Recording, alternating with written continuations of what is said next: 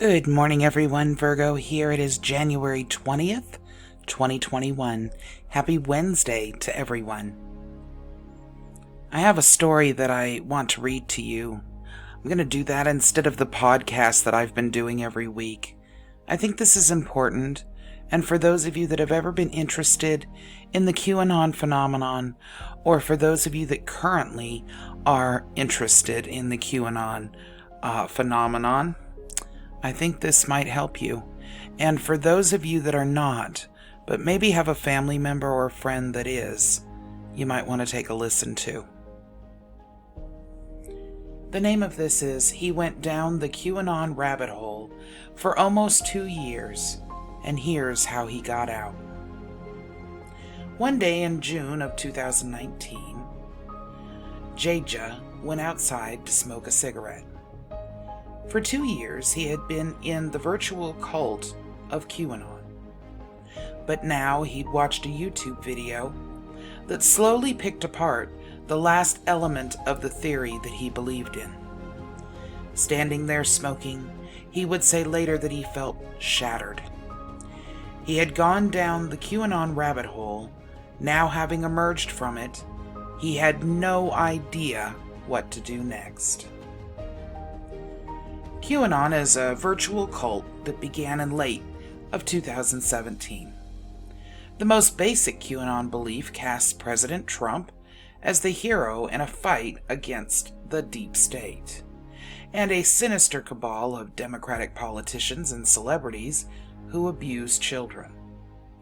And it features an anonymous government insider called Q, who purportedly shares secret information about that fight via cryptic online posts. Travis View is a conspiracy theory researcher who co-hosts the podcast QAnon Anonymous. The theory's believers always fantasize that they are saving the children and they're bringing criminals to justice, View says. Quote, "But QAnon only hurts people. It has helped no one." There aren't solid estimates for the number of QAnon followers worldwide, but it's clear their ranks are growing. An investigation reviewed QAnon-related Facebook pages and groups based only outside the US and found a total of at least 12.8 million interactions between the beginning of the year and the last week of September. Lisa Kaplan and Cindy Otis lead Althena Group, a company that tracks disinformation to protect its clients' brands. They followed false claims that Wayfair was complicit in a child exploitation plot as they spread from havens for QAnon to the mainstream in the summer of 2020. There's not one sort of set of doctrine or belief system, Otis says, but a lot of it goes down to what goes viral and what doesn't. Like many previous conspiracy theory groups, QAnon has become as much about community as its actual theory. The result is a convoluted and ever-changing web of beliefs which branch off from the central worldview. In this case, that includes things like members of the supposed cabal also worshiping Satan, and JFK Jr. having faked his 1999 death in a plane crash to escape the deep state plotters. QAnon has also started assimilating unrelated conspiracy theories, including false ideas about the supposedly dangerous nature of 5G infrastructure and the false dangerous notion that the illness that has plagued us all is a ploy to monitor private citizens. Since there's no leadership or structure to QAnon, its supporters incorporate existing conspiracy theories and develop new ones. QAnon really does take on a life of its own, which can, in fact, make it a more significant threat, Kaplan says. Jaja, the former QAnon believer, is Australian, but he said he's always been interested in American politics. He spent time studying in the U.S., living in Queens, New York. His nationality is a testament to the fact that QAnon has spread well beyond the United States. If you look in Australian politics, it's boring by comparison, Jaja says. American politics, it's like a car crash you can't look away from. During the 2016 U.S. presidential election, Jaja said he was drawn to then-candidate Bernie Sanders. He liked what Sanders had to say about inequality and his anti-establishment sentiment. But then, Trump won. That kind of really kicked it all off for me, Jaja says. It felt to him like the world was shocked about Trump's win. How had seemingly no one seen it coming? And most importantly, who had? I kind of switched off from all mainstream media, Jaja says.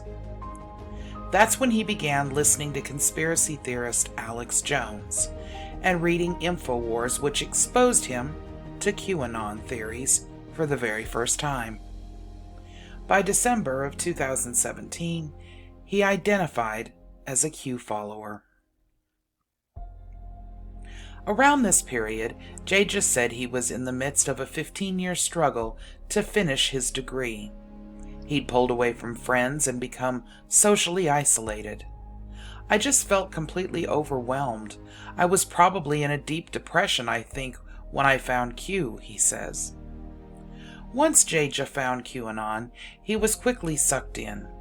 He would spend time on websites, reading posts supposedly from Q, which often first appeared on dark corners of the internet like 8kun. Then he moved on to read the interpretations of those posts from other believers. These interpretations are popular among the QAnon community because posts from Q are often so vague that they can be read in a number of different ways. The tactic tends to lure in supporters the way fraudulent psychics can. There's little solid information given, so almost anything can be taken as confirmation of a pronouncement of Q. There'd be a lot of YouTube and Reddit mini-celebrities within the community that would be like the anointed decryptor for that point in time, Jaja noted. QAnon was all he wanted to talk about. That made life offline increasingly difficult for him, and he pulled away from friends. No one believes you. No one wants to talk to you about it. You get all angsty and crabby and whatnot. Such shouting irrational. You sound like a homeless guy on the street, yelling about Judgment Day, Jaja says. One of the few people in his regular life with whom he was able to talk about his newfound interest was his father. We used to talk about it a lot. We used to only talk about it with one another. We show each other things like, "Did you see that? Did you see this?" Jaja says. I think superficially it did seem like QAnon gave me comfort, Jaja said. I didn't realize the nefarious kind of impact it was having on me, because it was very insidious how it slowly disconnected me from reality. Experts say that people often seek out conspiracy theories in times of crisis.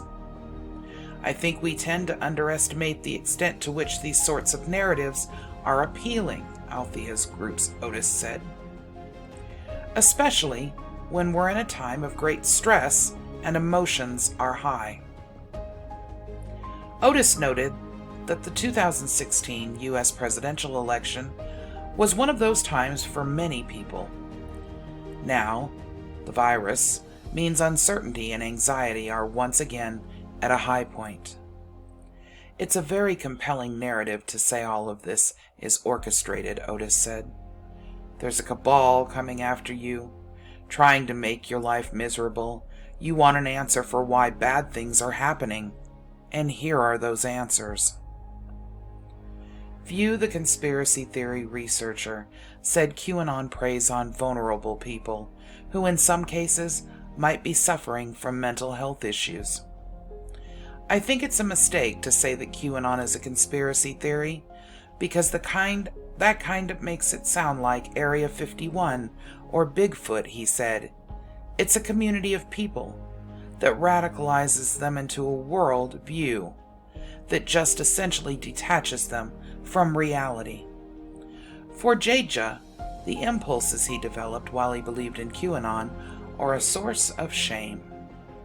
I would have been so happy to see Hillary Clinton dragged in front of a military tribunal, even though she's a civilian, he said. That still bothers me today. How willing and happy and joyful I would have reacted to something that I would normally want no part in. This is how you get good people to do very bad things.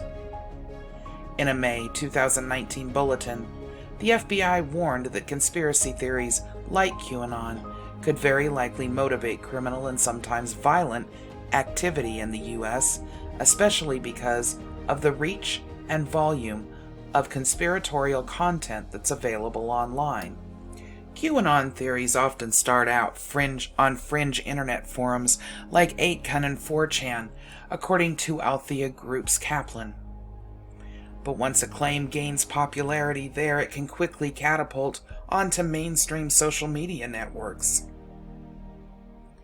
It becomes especially dangerous once these conspiracies go onto platforms like Twitter and Facebook because it increases the breadth of the reach that these false conspiracies have.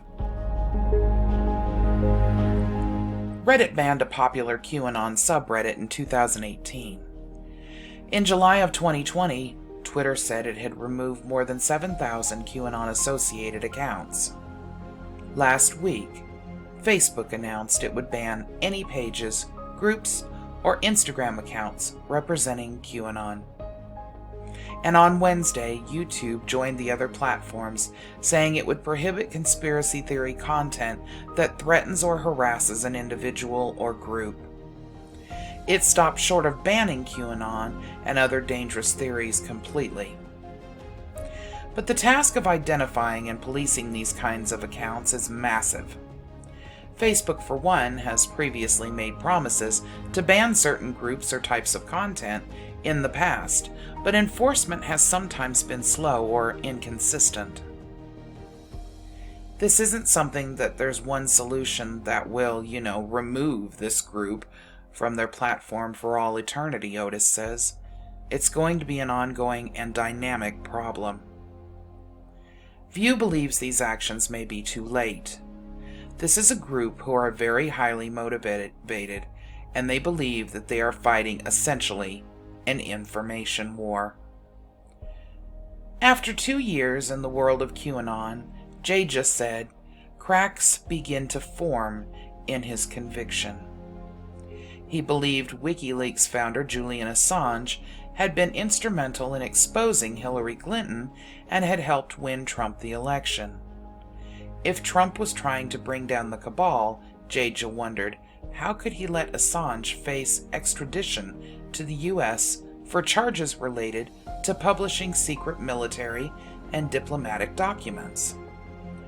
On top of that, Jaja said, he was noticing more logical inconsistencies in QAnon's theories. But there was one particular piece of proof he was still holding on to. It went like this. A QAnon follower had supposedly asked Q to tell President Trump to use the phrase tip-top in a speech. Then Trump did. To Jaja, that had been proof that Q existed and had the ear of the president. But then, as his doubts mounted, he decided to research it further and came across a YouTube video that showed other times Trump had previously said the phrase or something very similar. Suddenly, tip-top was no longer irrefutable proof. It was probably just a coincidence. For others, that might have been easily glossed over, a blip easily dismissed in their belief. But for Jaja, who was nearing a break with QAnon, it was a turning point. It was the first feeling I had in my life, Jaja said. Worst feeling, sorry. That's when he went outside for his smoke. Cult with a Q headquarters is a forum on Reddit dedicated to documenting, critiquing, and debunking the Chan poster known as Q and his devotees. It's 30,000 members. They pick apart QAnon theories and point out inconsistencies. It's where Jaja turned when he stopped believing. He wrote a 659-word post that began with the words, "Q fooled me." He thought the group would ridicule him for believing in a conspiracy theory. I expected to be torn apart, he said. Instead, the opposite happened.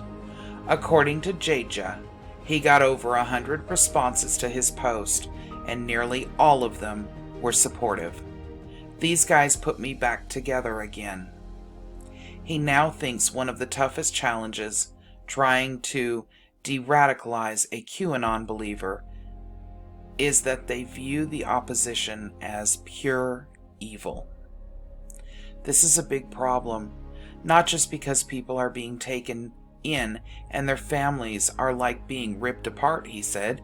This is an existential battle between good and evil that these people think they're fighting. He says he used to think the same thing. Another Reddit community called QAnon Casualties functions as a support group for friends and family members of QAnon believers. It has more than 28,000 members.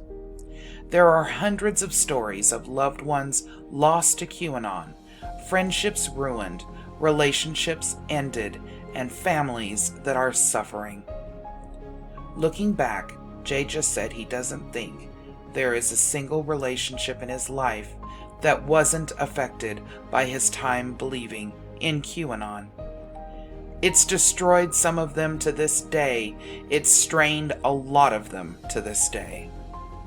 But there's one thing in particular that he regrets the most: sharing QAnon with his father. CNN reached out to Jaja's father multiple times for a comment, but he did not respond. Jaja thinks it's possible more QAnon believers can follow his path out. It has to start with empathy and understanding, Jaja said. That's what the cult headquarters community on Reddit gave him. In View's opinion, confronting QAnon believers with facts isn't the best way to de-radicalize them. He said the best way to help believers is to remind them of their life before Q. Believers need to be encouraged to ask themselves if this new life that they built for themselves is actually productive, if it's actually building towards something good, or if it's just a waste of time and it's filling some kind of emotional void. Potentially being known as the QAnon guy amongst his friends is the last thing Jaja wants, but he fears the community will continue to grow. That's why, he said, he's decided to share his story, in the hope that other believers might see that there is life after QAnon and reevaluate their choice to support it. Ultimately, he said he's glad he went down the QAnon rabbit hole. It taught him a lot. He believes, and he said, it allowed me to really confront like the own darkness that's in my own heart. There'll be a link in the description to the actual story. I would like for everybody to actually pay attention to this and possibly even read it over yourself or listen to it again. It's true that by throwing facts at people who are this brainwashed, you'll simply push them further away and they will dig further in. The best thing to do if you personally see them on a regular basis is to get them out and away from the computer so that they can actually experience nature and sunlight, maybe going for a ride in the evenings, having dinner with them, anything you can do to try to reintroduce them back into some sort of normal life again. But if not, and they're simply someone who is on the computer, try empathy. You certainly do not have to continue to discuss these things with them. You can draw a line in the sand there. But maybe them just knowing that when things start to break down and they do start seeing the cracks in the QAnon lies, they can come to you. And at that point, you'll be able to actually help them. If nothing else, maybe you might better understand what it's like to be a person who has fallen into this rabbit hole. It's very, very damaging and has ruined many families and friendships. It's very sad, and quite frankly, I personally believe that it's criminal. But the First Amendment protects the person who actually attempted to start QAnon and has kept it going. They simply will claim First Amendment fantasy writing. It's extremely sad that this person does not have enough humanity to come clean and let the followers go and try to straighten their lives out. Regardless, we can only do what we can do, and we know that there will be more that pop up. Q is not the last one. Hopefully this helps a little bit to understand both sides. And just remember to always try to be as kind to one another as possible. If you know of anybody that needs help, or you need help yourself with regards to this, or if you have a family member that needs help and you just want to learn more, feel free to email me at virgotriad@protonmail.com, and I will get you as much information as possible and some support groups to talk to. I hope everybody has a wonderful day. Bye-bye.